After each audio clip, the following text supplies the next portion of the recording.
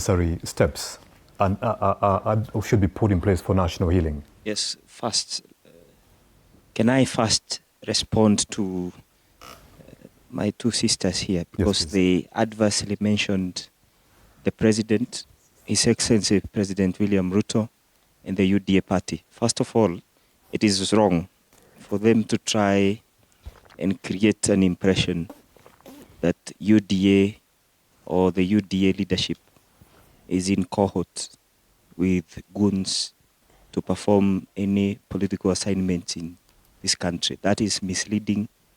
It's a lie, and we cannot accept for Kenyans to be misled. That is one. You don't have to accept it. It's just the truth. Number two, in a country, can I shoot them in the leg? Let him finish. Let him finish. Those are good. Allow him to finish. Just not a 5,000. Allow him to finish. No, can I? And you know, I have a lot of respect for such debates, but we need decorum and we need to debate with a lot of sense, because Kenyans are watching and they want to get both sides of the story. So, one, it is impossible to rewrite history. We've had instances in this country. We had Saba Saba.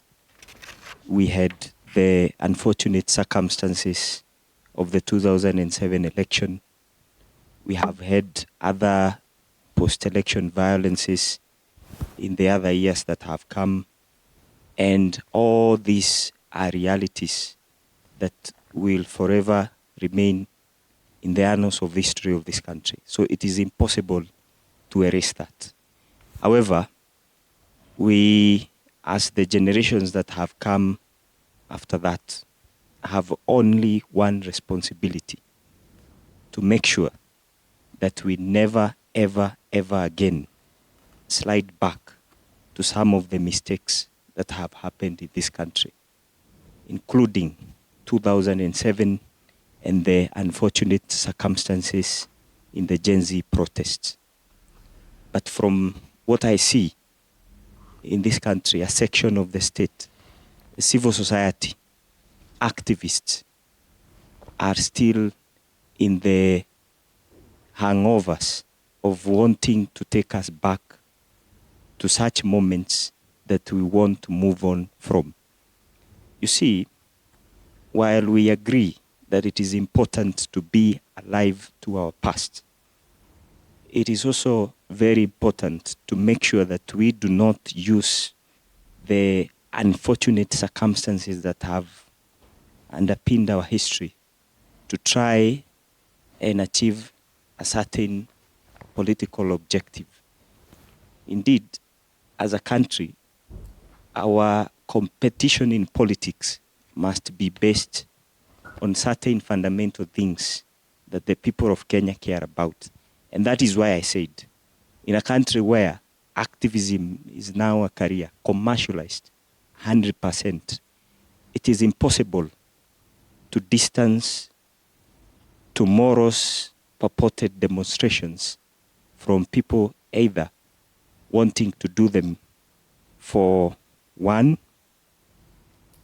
commercial gains; number two, for political gains; number three, others want to seek relevance. And today, I have actually advised, and I have said there is nothing wrong in remembrance. It happens even in the UK. It happens all over the world. Remembrance is part of what we are as human beings. But how does remembrance and protests and certain camps within our political space intertwine? So this is why it is dangerous.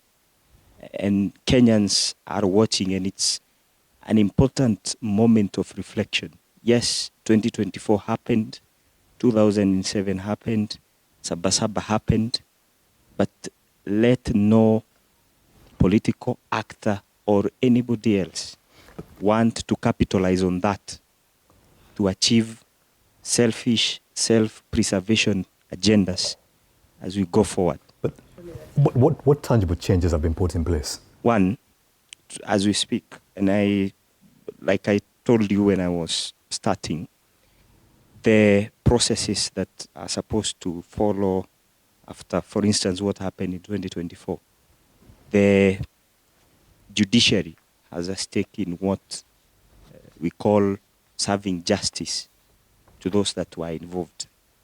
And as we speak, there are certain cases in courts.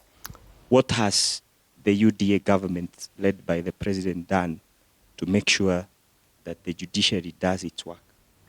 It's been given whatever it needs as an arm of the government to execute its matters independently.